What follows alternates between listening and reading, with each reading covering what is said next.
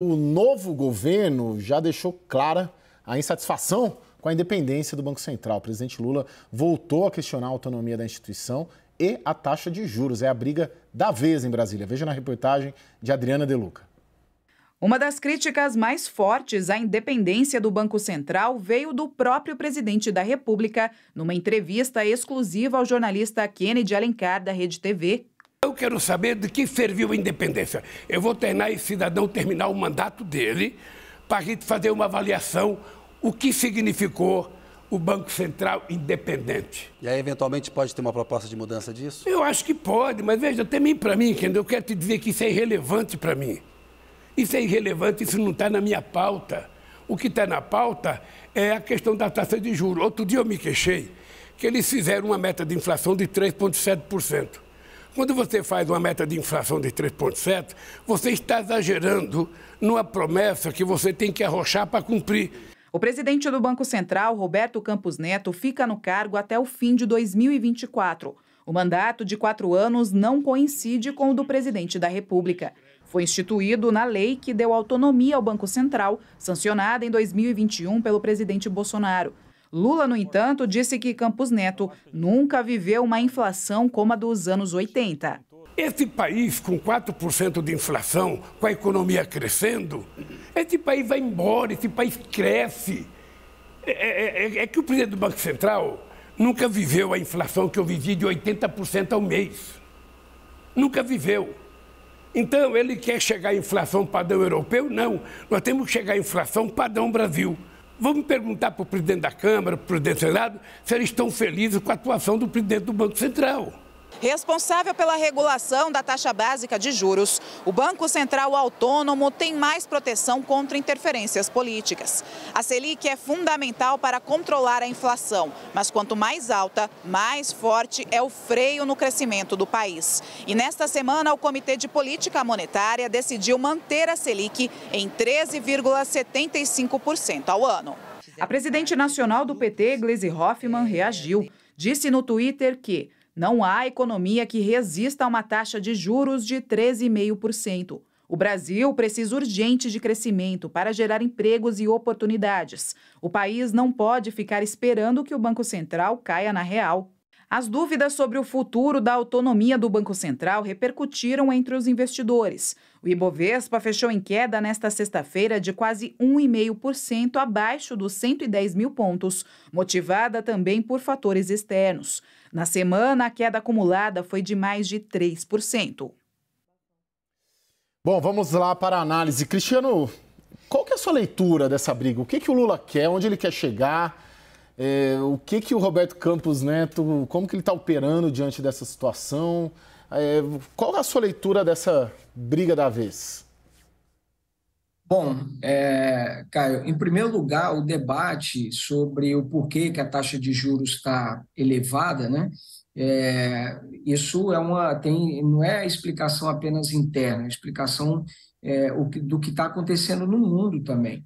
A inflação, ela caiu no Brasil, ela acabou cedendo, mas muito por conta de medidas que o próprio governo tomou, de redução por exemplo, de impostos sobre combustíveis, né? Não é porque a inflação efetivamente está cedendo. Então, o Banco Central mira nisso e acaba tendo que aumentar os juros. Então, é um equívoco, né?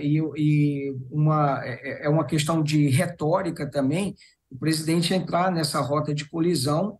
Ele cria, de certa forma, um factoide político, mantém uma pressão política sobre o Banco Central, mas na própria entrevista ele mesmo fala que vai esperar o Roberto Campos Neto terminar o mandato daqui a 2 anos para ele avaliar essa autonomia do Banco Central. Ou seja, o Lula nas entrelinhas disse aí que vai, se for mexer na autonomia do Banco Central, vai ser depois que o Roberto Campos deixar a presidência do banco. Até lá, muito provavelmente a taxa de juros já pode ter cedido, já pode ter caído e, eventualmente, esse assunto sai de pauta. No meu entendimento, Caio, é muito mais uma questão de retórica, né? É uma questão de discurso. Agora, uma retórica que tem um impacto gigantesco no mercado, a gente viu aí pela reportagem o impacto na Bolsa, o impacto no dólar.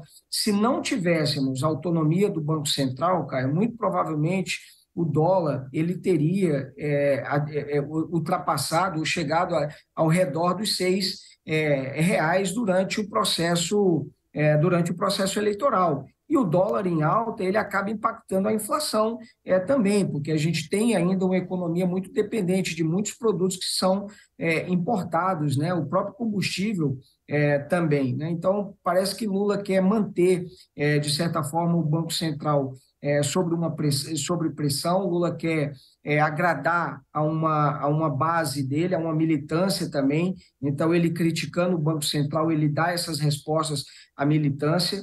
É uma atuação semelhante até do que o Bolsonaro fazia com determinados temas, né?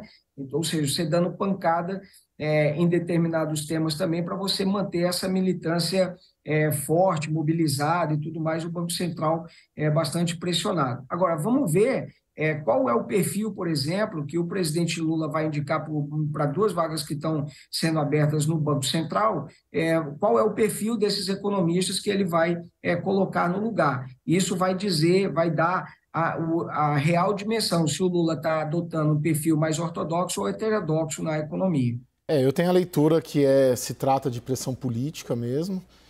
Eu tenho alguns bastidores aí, eu colhi essa semana. Teve a ata do Copom, acho que reforçou muito isso, né? E ela saiu antes dessa entrevista do Lula, né? Acho que o termo exato que eles colocam, né? A elevada incerteza sobre o futuro do arcabouço. Não é a ata, Caio, é o comunicado. Isso, o comunicado, perdão. Obrigado, Raquel.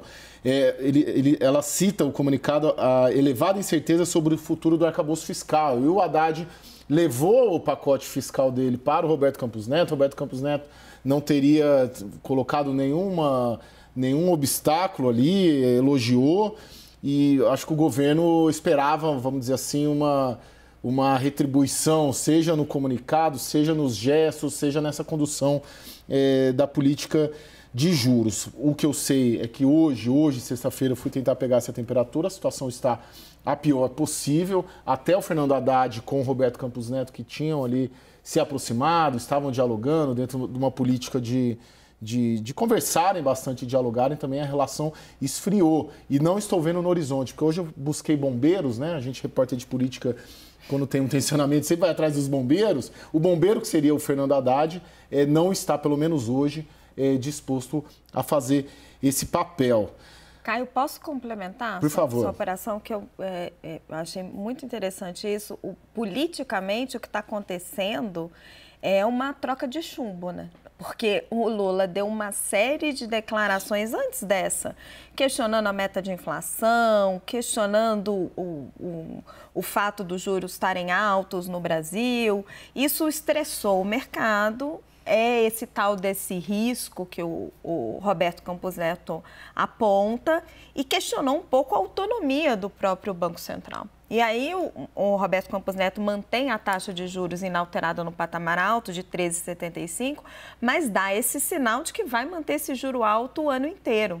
Então ele faz um sinal, ele é mais hawkish, que a gente chama no mercado, né? Ele é ainda mais forte do que o esperado, até para sinalizar a independência dele em relação ao Lula. E aí o Lula vem e reage. É como se um estivesse medindo forças com o outro. E chama ele de esse cidadão. Sim.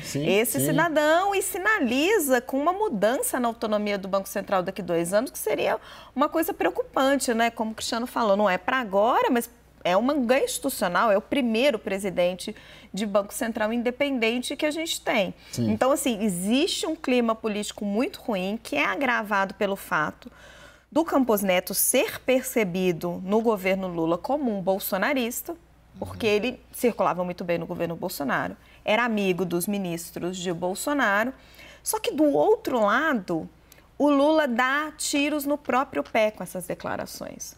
Porque conforme ele dá esse tipo de declaração, fica mais difícil baixar os juros. Quando você olha as taxas de juros de longo prazo, que são as que mais importam para o investimento, e hoje eu estava olhando esses gráficos, são as que estão olhando lá para frente, vencimento em 2024, 2025, que é o que as empresas estão olhando, são as linhas de crédito que elas pegam para investir. Então, praticamente no patamar da época do Alexandre Tombini, que foi o presidente do Banco Central no governo Dilma, que baixou os juros na marra e deu tudo errado. Então, assim, esta guerrinha que pode estar acontecendo politicamente entre os dois não está colaborando para o país. Não, eu só tenho, e a gente diverge às vezes sobre isso, ou quase sempre. Não, mas essa questão de... O Lula é presidente da República, o Lula é um político experimentado, né? Ele pode falar que ele não concorda com a taxa de juros. A gente diverge, porque eu acho que ele... Ele é o presidente da República. Você quer falar, o Lula não pode falar disso. Não, esse é um assunto proibido. Ele pode falar sobre isso. Presidente e ministro da Fazenda falando em taxa de juros nunca dá certo. Daniel, vamos lá, Daniel. Nunca dá certo. Oba, encontrei um companheiro. Eu estava achando engraçado aqui a discussão entre o repórter de economia, a repórter de economia que fala em rocket e o repórter de política que fala em bombeiro, né? O jargão é diferente. Só jargão, né? Só que a gente não usa clichê aqui, né? Vamos lá. Não, mas assim, olha, eu assim, concordo inteiramente com a Raquel. O voluntarismo é a pior coisa para esse momento, porque você não vai baixar na marra. Não à toa, a Raquel lembrou bem, o Lula de 2023 lembra muito a Dilma de 2011, de 2012, com aquelas declarações tentando puxar para baixo na marra as taxas de juros, e o efeito acaba sendo o contrário. Aí você tem, como a Raquel mencionou também, as taxas de juros de longo prazo estão indo para o mesmo patamar da época do Tombini, 2011 e 2012. Agora, isso não exclui o fato de que eu acho a situação de ambos, de Roberto Campos Neto e do Banco Central, e do governo, muito difíceis mesmo. Porque assim, outro dia eu li um artigo no Financial Times, maior jornal de economia do mundo, que perguntava o seguinte: 4% de inflação são os novos 2%? Traduz, o que é isso? Estados Unidos, os países da Europa, os países com economia mais estabilizada, têm perseguido nas últimas décadas uma inflação anual em torno de 2%. Só que essa inflação está rodando mais alta no mundo todo, está rodando em torno de 4%, às vezes mais. E o Brasil fixou uma meta de inflação que, na minha opinião, é muito rígida. É de 3,25%, está caminhando para 3%. E a projeção do mercado para a inflação, com toda razão, não está convergindo para 3% nem para 3,25%. Você olha a projeção para 2024, para 2025, já está escapando. Então, se já está escapando, o que o Banco Central vai fazer? Vai continuar com os juros mais altos para tentar conter essa inflação e trazer para os 3%. Mas se mexer nessa meta piora, Dani. Se mexer nessa esse é o dilema, por isso que eu digo que é muito desconfortável. Piora. É por isso que aí você mexe na meta e aí o mercado entende de que forma? Puxa, eu passei de 3 para 4, então abriu a porteira, né? Agora abriu a porteira e eu passo a trabalhar, em vez de uma projeção de 4, a projeção vai para 5, vai para 6. Eu acho que, assim, é tudo extremamente desconfortável. Desconfortável para o Ministério da Fazenda, desconfortável para o Palácio do Planalto, muito desconfortável para o Banco Central, mas o pior é o voluntarismo. O que a gente sabe é que não vai baixar na marra. Tá bem, bom, eu sou da tese de que... Oi, Cristiano, por favor. Não, só um ponto que eu queria reforçar aqui. À medida que você vai aumentando também essa meta de inflação, obviamente que você está tolerante um pouco mais com a inflação. E o governo é de esquerda, o governo quer uma política de reajuste real do salário mínimo, que é a inflação mais o PIB. O governo quer reajustar o salário do funcionalismo e tal. Então, vai haver também uma pressão por novos aumentos e a inflação cada vez mais. Essa é uma preocupação também muito forte do mercado. Quer dizer, quanto mais inflação você tiver, mais reajuste você vai ter e mais juros você vai precisar também, no final, acabar tendo. E o Roberto Campos Neto, quando ele cita aí a dúvida sobre o arcabouço fiscal, uma coisa é a versão que o Haddad apresenta para ele. A outra coisa é a versão que vai sair do Congresso Nacional. Não necessariamente o Congresso Nacional vai aprovar exatamente como o governo está propondo, pode ser que eventualmente sofra alterações, faça ajustes, enfim. Então, enquanto essa nova âncora fiscal não tiver sancionada pelo presidente da República, há uma grande certeza sobre o que ela vai ser. Ela só será encaminhada em abril. Se essa versão que, eventualmente, a Haddad, a ideia que ele já apresentou a Roberto Campos Neto tivesse praticamente definida, por que ele não encaminha já, então, e está esperando isso encaminhar só até abril? Porque ainda não há unidade, ainda precisam pontas aí a serem fechadas, né? Cristiano, eu acho que você tem um belo ponto aí, porque é o seguinte, não percamos de vista, nenhum país em desenvolvimento em 2023 está trabalhando com meta de inflação de 3%. Isso é fato, né? Então, isso joga a favor do discurso do governo. Por outro lado, se você quiser fazer um ajuste nessa meta de inflação, jogar para 4, 4,5, acho que a melhor resposta para você não perder isso de controle é uma proposta de novo arcabouço fiscal que traga boa previsibilidade, que indique muito claramente que a dívida não vai subir demais. Eu acho que a sinalização precisa estar meio conjunta ali, talvez seja a única forma de escapar desse dilema.